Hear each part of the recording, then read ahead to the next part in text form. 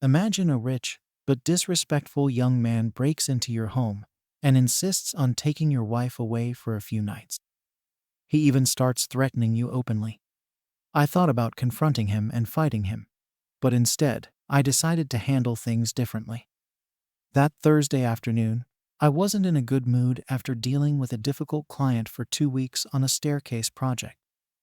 The client kept changing the plans, and the latest changes were so extensive that I had to redo a lot of the work and consult with architects and engineers.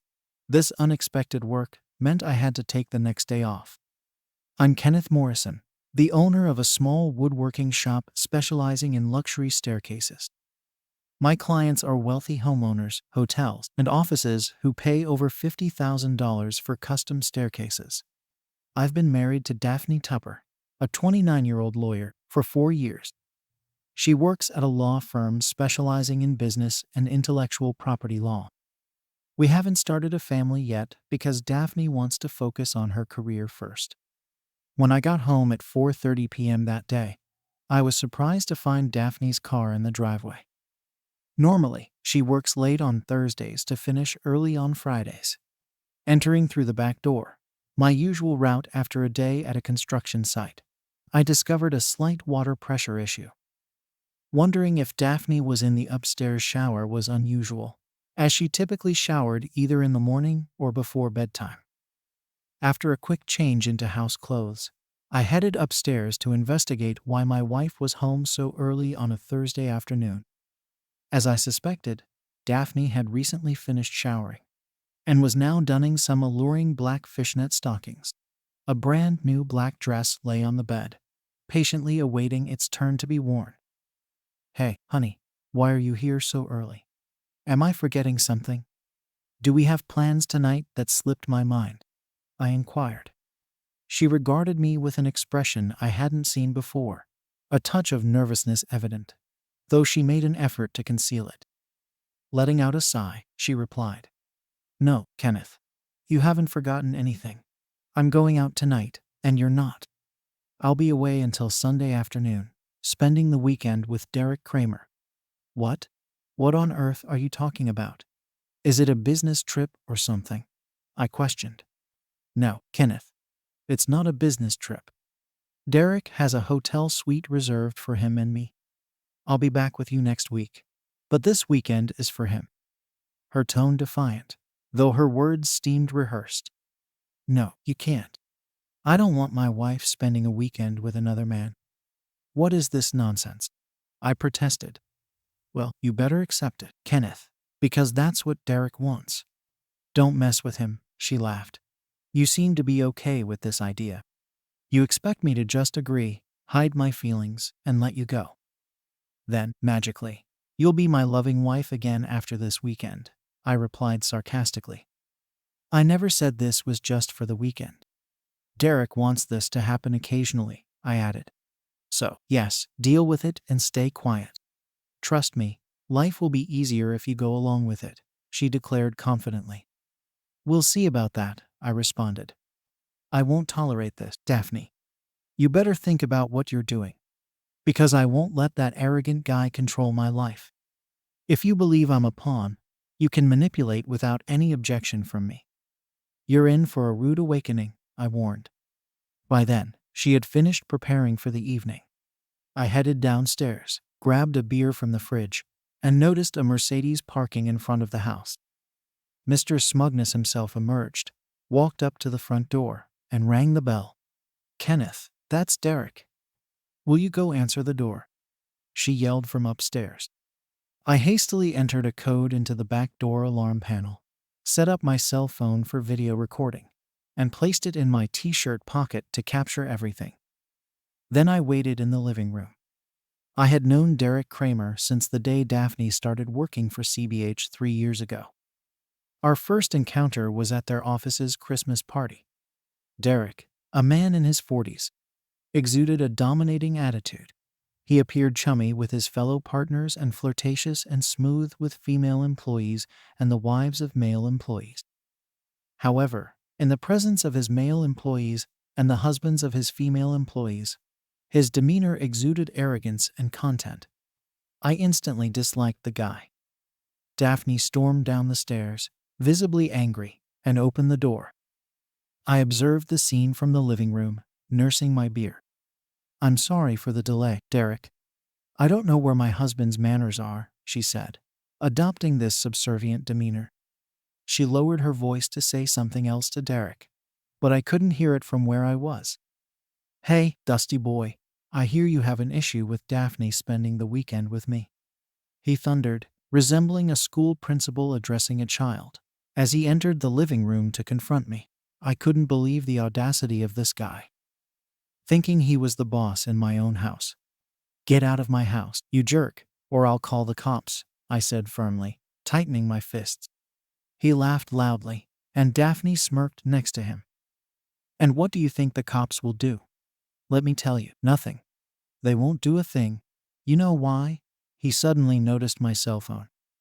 "Hey, are you filming me, you jerk?" He tried to grab it and stop the recording, but it was locked with a password. He threw it on the ceramic floor. Naturally, the ceramic emerged victorious in the clash. "Listen to me, you clever individual. Your wife will be spending this weekend with me whether you like it or not. She'll be with me whenever I desire. And your opinion in this matter doesn't hold any weight. Do I make myself clear? If you attempt to interfere, you'll face consequences. Your life will become a living hell compared to what awaits you. So you'll remain silent this weekend and refrain from causing any trouble. If I find out you're upsetting Daphne, threatening divorce, or doing anything foolish like trying to contact her, everyone will hear about your shady money activities or the illegal stuff supposedly on your computer," I warned. I acted like I didn't know much. "It's unlikely that info will go public. I'm not involved in money schemes or illegal stuff with kids," I replied mechanically. "That can change easily. Putting things on your computer is simple. I have things that could ruin your name fast," he said. I acted even more clueless. "Illegal stuff with kids is illegal. If you put it on my computer, don't you already have it?" I asked innocently. "That's the difference between us. Some things are okay for powerful folks like me with the right friends, but not for you. Stick to your regular life and don't bother higher-ups." "Got it." I couldn't believe what he was saying. It sounded like something from a crazy movie, but he was serious. "Oh, and one more thing. Don't try to get back at me or Daphne. That includes attempting to get back at her by engaging with someone else intimately. I want to avoid any potential transmission of infections from you to Daphne, and then to me, okay? At least not for now. Can't you see I'm not being unreasonable? In essence, if you cross any boundaries, I'll be aware of it, all right? Now let's go, honey." They returned to the front door. Daphne picked up her overnight bag and left without saying goodbye or acknowledging my presence. "Honey," he referred to my wife as honey. The entire situation was so surreal that I couldn't muster pure anger. My emotions were a blend of anger and astonishment. At that very moment, I silently thanked the burglar who had broken into my house the year before I met Daphne. I was so disturbed that I had a comprehensive surveillance and alarm system installed, complete with motion-activated cameras and voice-activated microphones that could record everything in the house and store it in the cloud. I never revealed to Daphne that the system could be set to recording mode while we were at home, ensuring she remained unaware when I activated it, just before she opened the front door for that deplorable individual.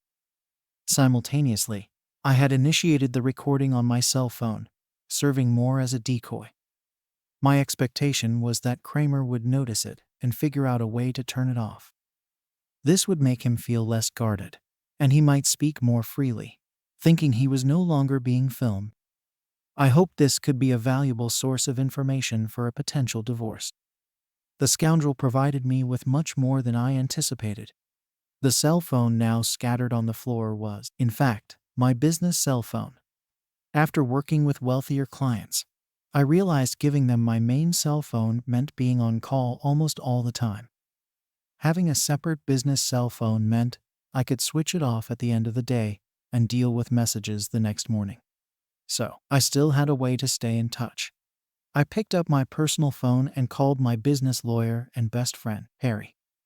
Harry Davenport married my older sister, Jennifer, 10 years ago. They had a happy marriage until tragedy struck.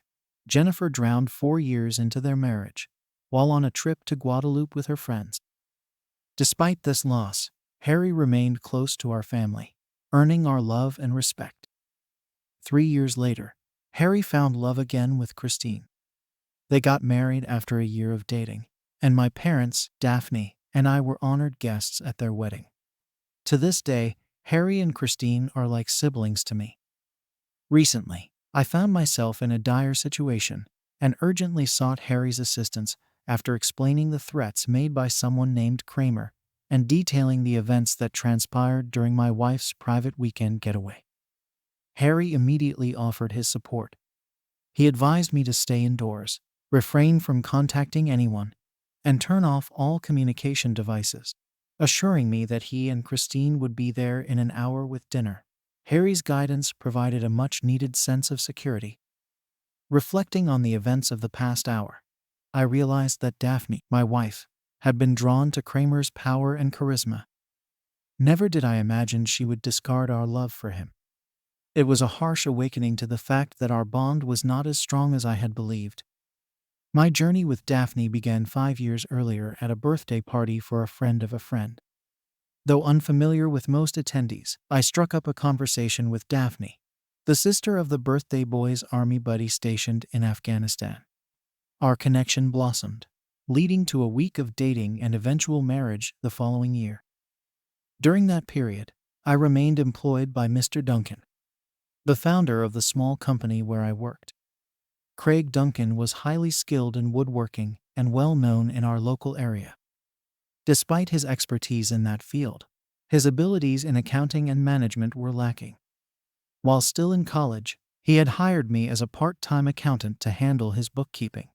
A few months into my role, Mr. Duncan secured 3 sizable contracts that demanded more time than he could spare. Although these projects were challenging, his clients insisted he take them on. Consequently, he asked for my assistance in the field. Initially, my tasks involved running errands, procuring supplies, and providing support with the handling of large pieces. My rapid learning and aptitude for the work became evident, and after overcoming the initial learning curve, I could independently handle simpler tasks or be a valuable asset on more complex projects. While I obtained my accounting degree, my passion for hands-on work led me to pursue an apprenticeship. After a few years, I earned certification and became Mr. Duncan's associate. Upon his retirement, my parents supported me financially, enabling me to buy out his share over a 2-year period. Although the lawyers at CBH viewed me as an uneducated shop worker, I was unfazed. My company thrived, focusing on fewer but more lucrative projects. Over the preceding months, I had hired 2 assistants, and my net income and value surpassed those of many lawyers associated with my wife. Even my wife didn't know these details, despite my success. My thoughts were interrupted when Christine and Harry arrived with Chinese food and beer. "Are you okay, Kenneth?" Christine asked, giving me a warm hug.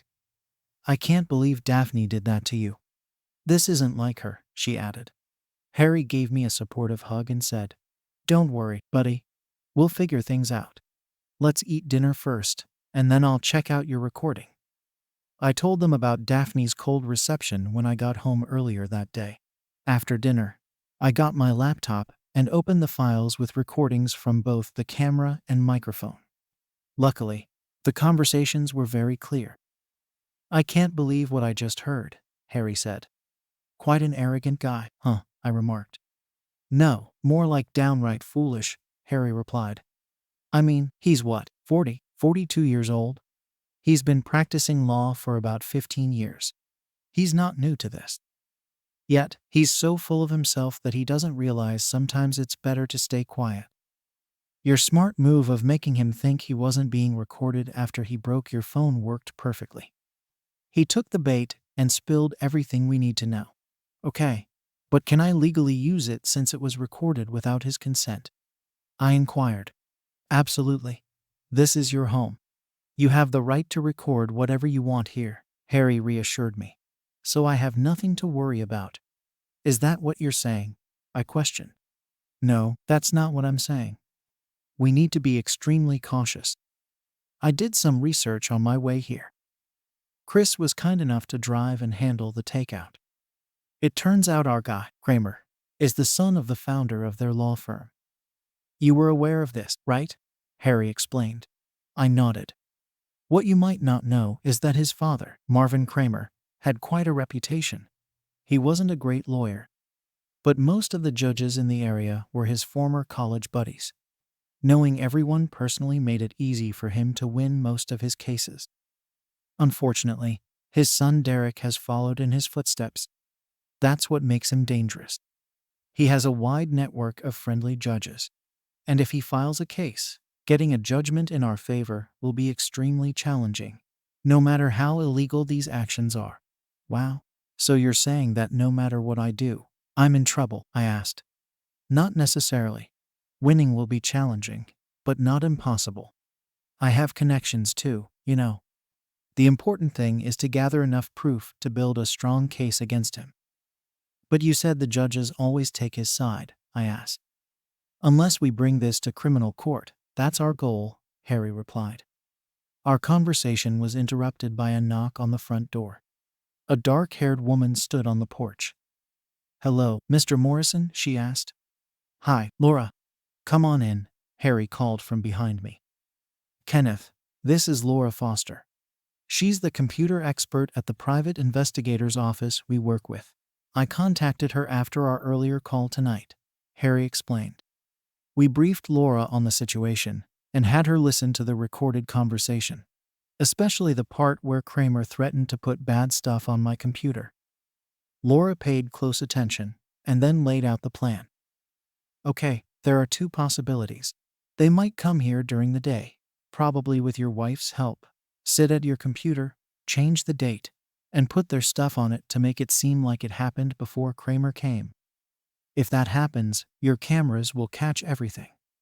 Just ensure it's in record mode before you leave for work in the morning. She pulled a small gray box from her bag. The other option is remote access to your computer for their mischief. I'll install this module upstream of your modem to record anyone attempting to access your router and monitor what they try to upload or download. Take a few minutes to transfer all your personal or sensitive data and files onto a flash drive. Then delete everything on your computer. The goal is to prevent them from accessing it. I'll assist with this, just to ensure you don't unintentionally leave any hidden data on the computer, Laura explained confidently. It was evident that she was well versed in her field. Harry chimed in. Let's get started. Kenneth, currently your only evidence against him for blackmail is a recording. If you try to pursue legal action with just that, your case might be dismissed quickly. Public opinion doesn't see blackmail as a very serious crime, and the judges he knows may support him. The ideal scenario would be if Kramer actually uploaded illegal material to your computer and then reported it to the police, claiming he has evidence of you possessing illegal content. In that case, we would have a trail indicating that all of this occurred without your presence at the computer. With the advance warning you received from Kramer, which you recorded, we would have enough evidence to build a strong case against him in criminal court. His judge friends would be less likely to support him if he's involved in criminal activities, especially those related to illegal materials with children, and they would distance themselves from him. I find that disturbing and twisted, I remarked. Yes, but Kramer is just as twisted. One more thing. Can you refrain from using your computer for the next few days? If Kramer proceeds with his plan and reports you, the police inspectors may want to check the computer records to confirm if anyone accessed the illegal files post-upload. If you avoid using it, the records will remain clean, which would be more advantageous for us. Also, ensure that your cell phone doesn't connect to your home Wi-Fi in the coming days to prevent them from using your phone instead of your computer. Laura installed the surveillance module and erased all sensitive information, including my company paperwork, from both my computer and cell phone. The module will forward us copies of all access requests. I'll reach out to Harry and you once we have some information. Good luck, guys, Laura said as she left. Okay, let's focus on what we need to do next, Harry suggested. Kenneth, do you want to start the divorce process now? Or do you want to wait until Daphne comes back to see if things can be worked out?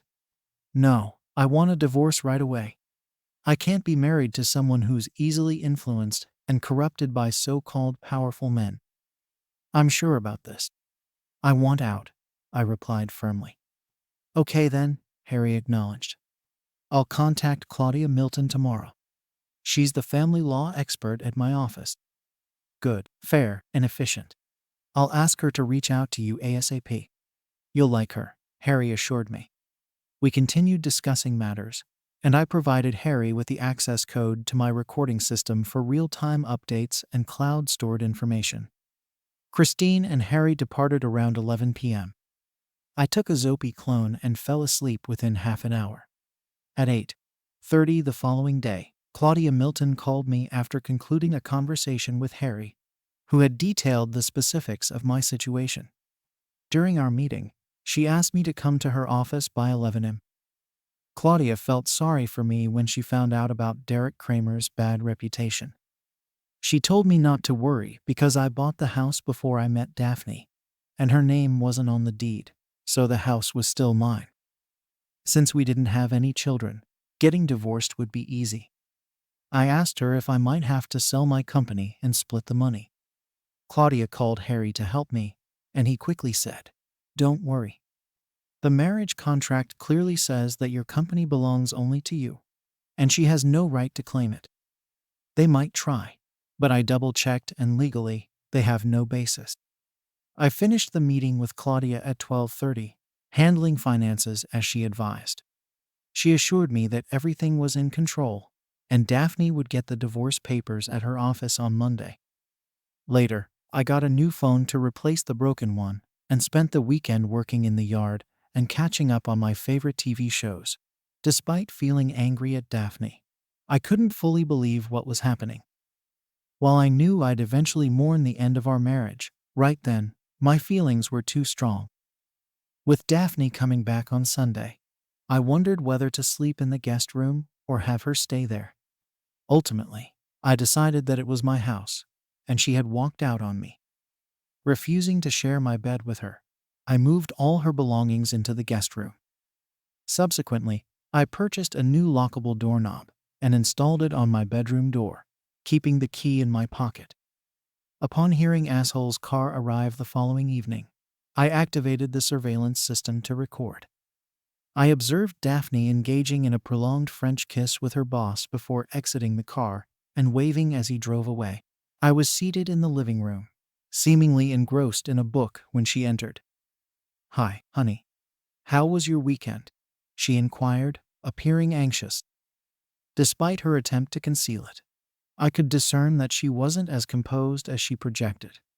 I refrained from acknowledging her, maintaining my focus on my book. "Fine. Continue with your sulking. Derek was spot on when he mentioned you would act this way, suggesting you lack the intelligence to understand my needs or the maturity to accept your shortcomings." She ascended the stairs. As she left, I began counting. 1, 2, 3. Kenneth Morrison, what's going on? Did you put a lock on our bedroom? Correction. On my bedroom. I responded calmly. All your belongings are in the guest bedroom. You'll be staying there until you find an apartment. What the hell? Wait until I tell Derek about this. This was not part of the agreement. Agreement? What agreement? I haven't agreed to any of your partner's nonsense. You can either stay in the guest room or leave. Maybe Kramer's wife can let you stay in her bed, I said firmly. She glared at me, but didn't say anything. She stormed into the guest room and slammed the door. I followed her upstairs, shouting through the door. Speaking of agreements, what's in it for me, by the way? There was no response. I went back downstairs. After 15 minutes, my phone started buzzing with texts from an unknown number. What's this I hear? Cuck, you won't let Daphne into her own room. I thought I explained things clearly to you. Even someone like you should comprehend. For tonight, I'll overlook your childish crisis. Tomorrow, you'll prepare Daphne's favorite dinner and apologize for your behavior. If you behave the rest of the week, I'll permit her to be intimate with you next weekend. Fail to comply, and you'll discover my threats are genuine. Follow my instructions. No questions. Clear. I couldn't believe what I was reading. This person bordered on being heartless, delusional, and foolish. I chose not to respond, but took a screenshot of the conversation and sent it to Harry. Harry responded 3 minutes later, saying, "Incredible. This guy thinks he's top-notch, but he's just a first-rate idiot. Keep the conversation intact, and don't bother replying to him." Kramer continued to send a couple more acknowledgement requests, to which I remained silent. Eventually, he stopped reaching out. I didn't encounter Daphne again that evening. I went to bed, locked the door, and kept the recording system on. I texted one of my assistants, telling them I'd be in late the next day. The morning after Daphne left, I got up and got ready. I made breakfast while downloading the night's recordings from my system. Daphne hadn't left the guest room until that morning. She showered in the guest bathroom and left without eating breakfast. Surprisingly, she hadn't tried anything with my computer like I thought she might. Then, I got a text from Claudia Milton. "Hi, Kenneth. Just confirming that the divorce papers will be served at 10 Coder this morning. I informed Harry as well. Have as good a day as possible, considering everything." Before heading to the shop, I ensured my home system was still recording and set to send an alert to my phone if activated. I had an 11 a.m. meeting with the architect to discuss the final modifications for my current client. I kept myself occupied with small tasks until the meeting. I anticipated a call from Daphne shortly after being served, but it never came. At 10:45, I messaged Harry, expressing my surprise at Daphne's lack of contact. This means she's talked to Kramer about the divorce papers. They might already be scheming. I'll call Laura. Stay tuned, Harry replied. The meeting went smoothly, surprisingly allowing me to stay focused. I spent the rest of the afternoon doing maintenance on my tools and tidying up the shop. At 3:12, I received an alert on my cell phone. I texted Harry that the show was in motion. He responded with a thumbs up. I accessed my system and observed the live events unfolding in my house. Daphne had entered accompanied by an unfamiliar man. They proceeded to our home office, where they activated my computer. The two of them maintained minimal conversation. The man spent a few minutes deciphering my password, followed by inserting a flash drive into my computer and engaging in suspicious activities for around 10 minutes. Fortunately, I managed to capture clear images of his face. Meanwhile, Daphne went to the guest room and packed her belongings in garbage bags as her suitcases were apparently in the master bedroom closet. Once the man completed his tasks, he shut down the computer and informed Daphne of his departure. She finished packing and left the premises at 3:56. Harry contacted me shortly after the recording ceased. "All right, Kenneth. Head home and act normally. I suspect they will involve the police tonight or tomorrow, so be prepared for an inspector's visit. Obtaining a search warrant takes a few hours, so anticipate their arrival tomorrow." "Could I get arrested?" I inquired. "It's a possibility. If it happens, maintain silence. Don't answer any questions. I've already reached out to Stephen Lindsay, a reliable criminal defense lawyer. I shared all pertinent information, including the recordings. He assures me this will be the easiest case of the year," Harry assured. I gave Harry the code to control my alarm system in case of an emergency. After more talking, we ended our conversation. Driving home made me very nervous. The evening went by without the police coming, Daphne calling, or Ashwell Kramer sending any unpleasant messages. I made a sandwich, ate it while watching TV, and thought about telling my parents about everything. But I decided to wait until things were better. Explaining about tampering with cloud-stored videos to my mom seemed like a waste of time, and might make her worry. The next day, when I was at the store, I got another message saying someone was in my house. I did what I did before, texted Harry right away and checked my security system. The police had come into my house and were trying to turn off the alarm. It seemed they had successfully shut down the system as communication was lost. Harry informed me that he had witnessed the events and forwarded the images to Stephen Lindsay. Approximately 1 hour after the police arrived at my home, 2 officers arrived at my shop and placed me under arrest. I was handcuffed and transported in a police car. They swiftly informed me of my rights and began asking questions, which I declined to answer. Upon reaching the police station, they confiscated my cell phone and wallet, placing me in a cell with 5 other individuals. There was minimal interaction, as everyone was focused on the floor tiles. After about 3 hours, a guard came to escort me to a meeting room where I would meet my lawyer. "What the heck?" I exclaimed to the guard. "I never disclosed who my lawyer is." The individual remained silent, leaving me alone in the room. The door opened 10 minutes later, revealing Derek Kramer with a triumphant grin as wide as the Golden Gate Bridge. He sat across from me without uttering a word. I maintained eye contact, offering no response. Once satisfied with establishing his dominance and making it clear that he considered himself victorious in this battle, he gave me a triumphant look and began speaking. "Now do you understand the gravity of the situation?" I remained silent. "I asked you a question, Morrison. Answer me, you insignificant buck." Once again, I refrained from responding. "It will be your testimony against mine, Morrison." A carpenter's word versus one of the most prominent lawyers in the city.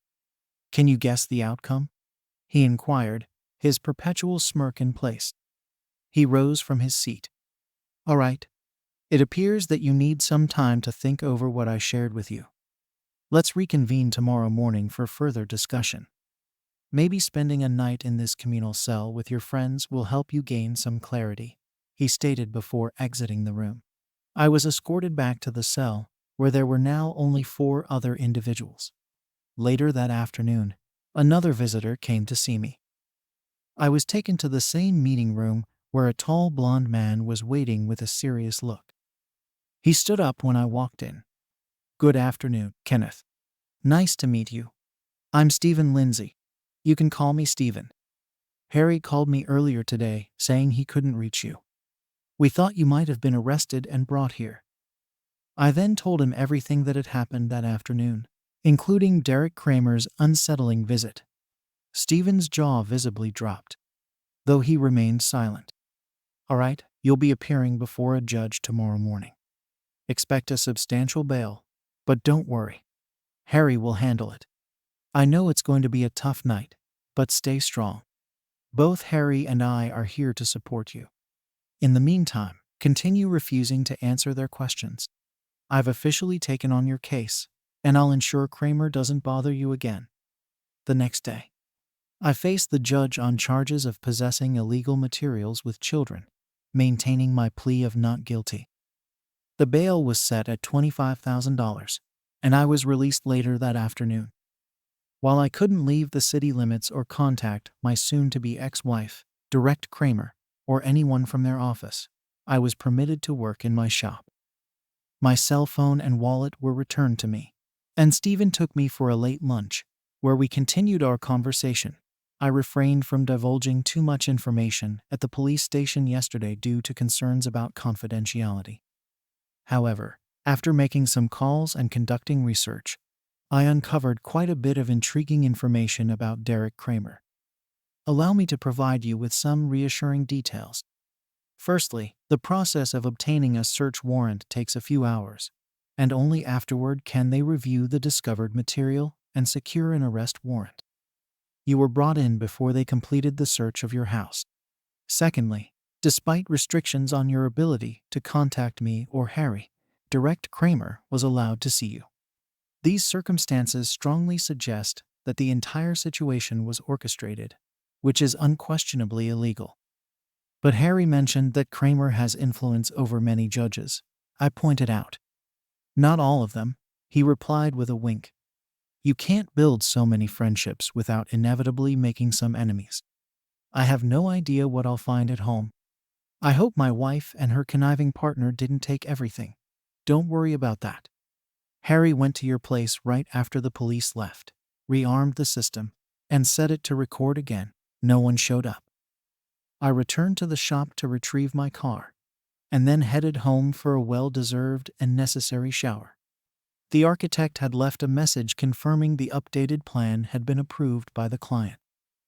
This was good news because it meant I could go back to work the next day and focus on something else. When I got home, I found a mess. Every part of the house had been searched. Besides the tampered computer, I knew there was nothing suspicious for them to find. As I cleaned up, I couldn't help but cry for the first time. Just a week ago, I was happy, thinking my marriage was strong. Now, I was a suspect in a crime, facing divorce, and manipulated by my wife's boss. What had I done to deserve this? At least, there were no reporters bothering me. They were likely preoccupied with the newly uncovered multi-billion, unexplained hole in public finances to care about someone like Kenneth. Towards the conclusion of the subsequent week, Stephen finally reached out to me with a significant revelation. All charges against me had been dropped. It appeared that the assigned inspector, a formidable individual, particularly sensitive to issues of blackmail, was not one to be trifled with. Apparently unswayed by Kramer's maneuver, the inspector promptly ensured the filing of charges against Direct Kramer for blackmail, evidence fabrication, and possession of illegal materials with children. Daphne, on the other hand, would face accusations of conspiracy related to these crimes. Shortly after my conversation with Stephen, Harry called me, inviting me to dinner that evening. While en route to Harry's house, Claudia Milton, my family law attorney, contacted me.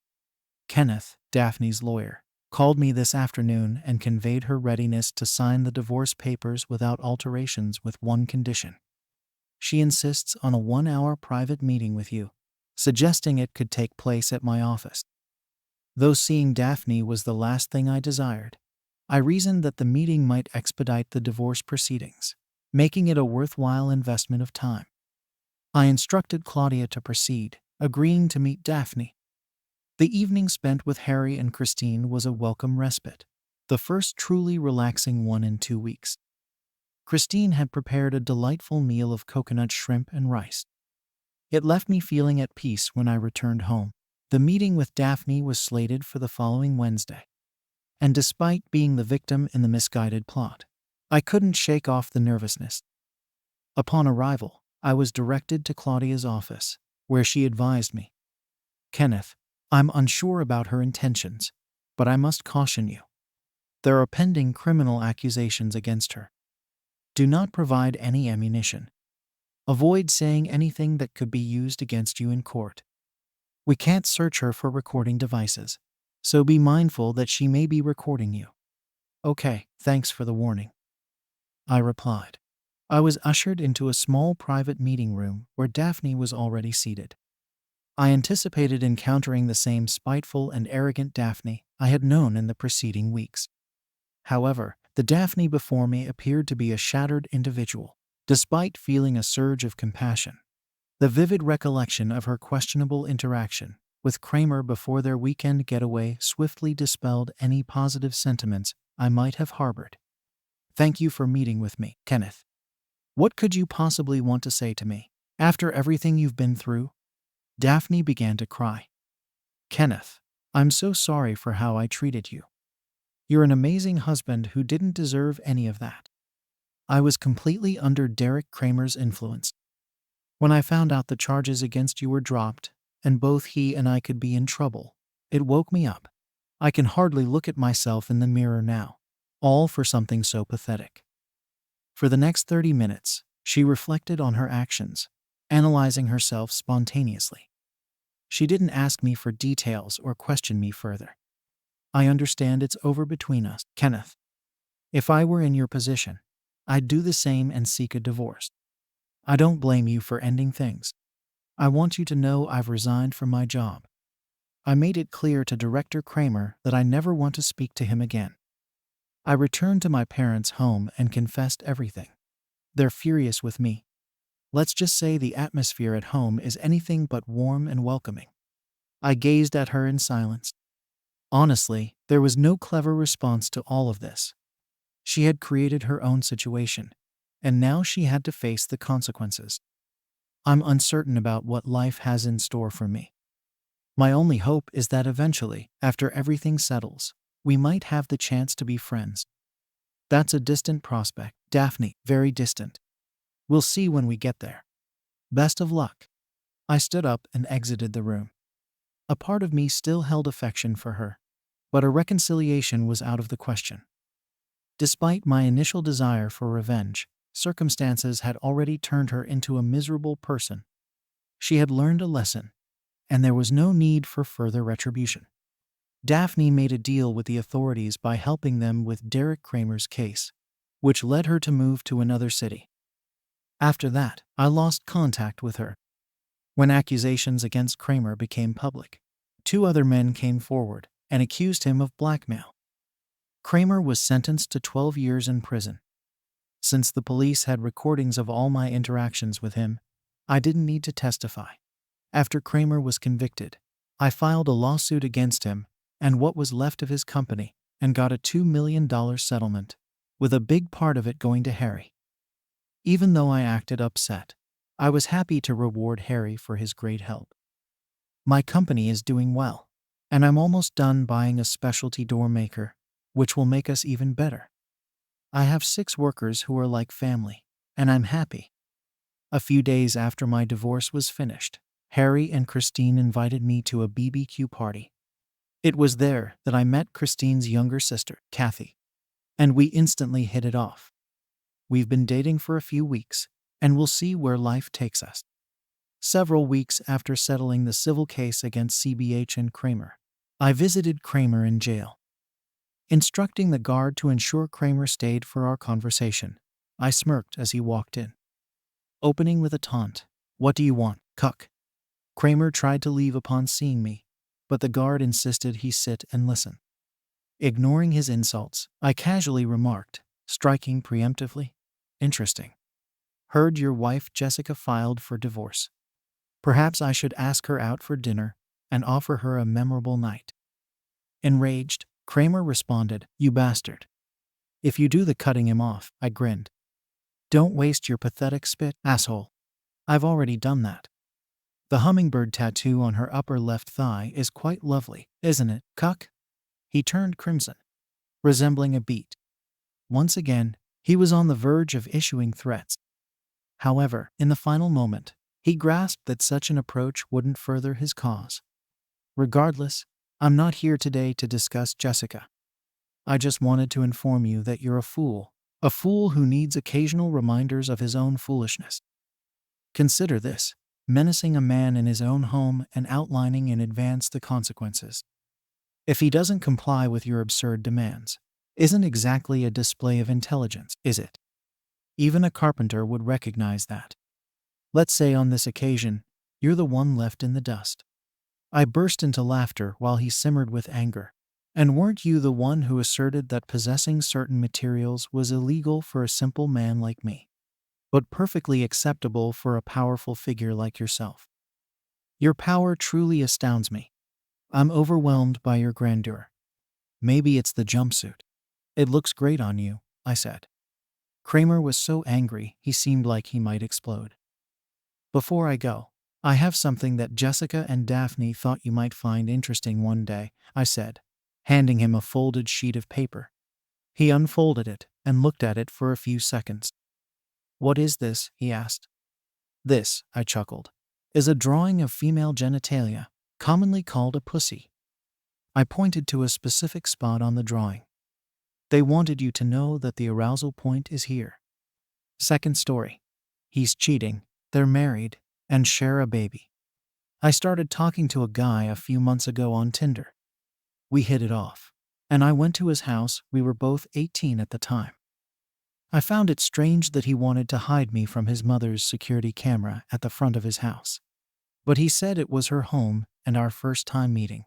So I didn't think much of it. We didn't like each other, and after an awkward conversation, he drove me home.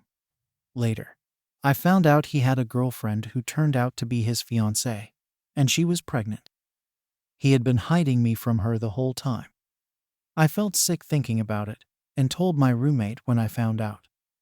I asked her what I should do, and she said I should leave it, thinking maybe it was just a stupid mistake he made. So I did. But yesterday, I saw him on Tinder again. I feel disgusted and horrified all over again. I believe his fiancée deserves to know. What do you think I should do?